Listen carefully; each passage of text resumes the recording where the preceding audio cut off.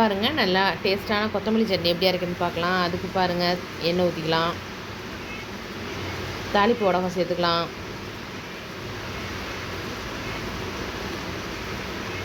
வடகம் பொரிஞ்சோடனே வரமிளகா காரத்துக்கு தகுந்த அளவுக்கு,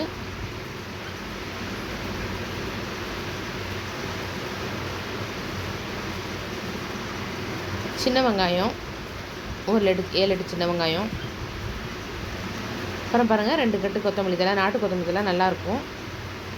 எல்லாம் கழுவிட்டு நல்லா தண்ணியெலாம் எடுத்துட்டு அரிஞ்சு வச்சுருக்கிறேன், அதையும் சேர்த்து வணக்கிடுவோம்.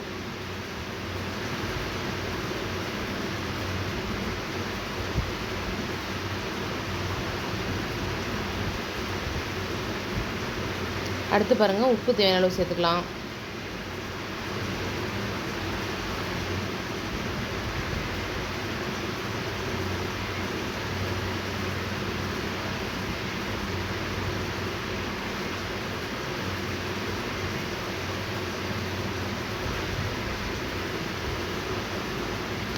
அடுத்து பாருங்கள், புளியை வந்து தண்ணியில் போட்டு ஊற வச்சுருக்கேன், அதையும் சேர்த்து அந்த தண்ணியோடு ஊற்றிடுவோம். அப்போ தான் அரைக்கிறதுக்கு நம்ம தண்ணி ஊற்ற தேவையில்லை, அப்படியே கொதிச்சிரும். இந்த மாதிரி சட்னி அரைச்சோம்னா வீணாகவே போகாது. ஃப்ரிட்ஜில் வச்சுட்டு நம்ம பாட்டை யூஸ் பண்ணிக்கலாம். பாருங்கள், நல்லா அப்படியே சுண்டட்டும். கொஞ்சம் அப்படியே தண்ணி கொதிச்சு பாருங்கள், தண்ணியில் கொஞ்சம் சுண்டிடுச்சு. இப்போ பாருங்கள், ஆற விட்டு மிக்ஸி ஜாரில் சேர்த்து நம்ம அரைச்சிக்குவோம்.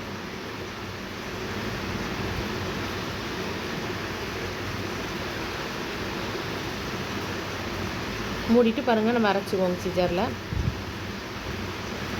பாருங்கள், நல்ல டேஸ்ட்டான கொத்தமல்லி சட்னி.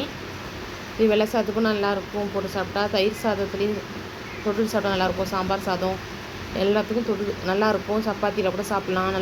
நல்லாயிருக்கும். பிடிச்சிருந்தா லைக் பண்ணுங்கள், ஷேர் பண்ணுங்கள், கமெண்ட் பண்ணுங்கள். மறக்காமல் சப்ஸ்கிரைப் பண்ணுங்கள். தேங்க்ஸ் ஃபார் வாட்சிங் this video. Bye bye friends.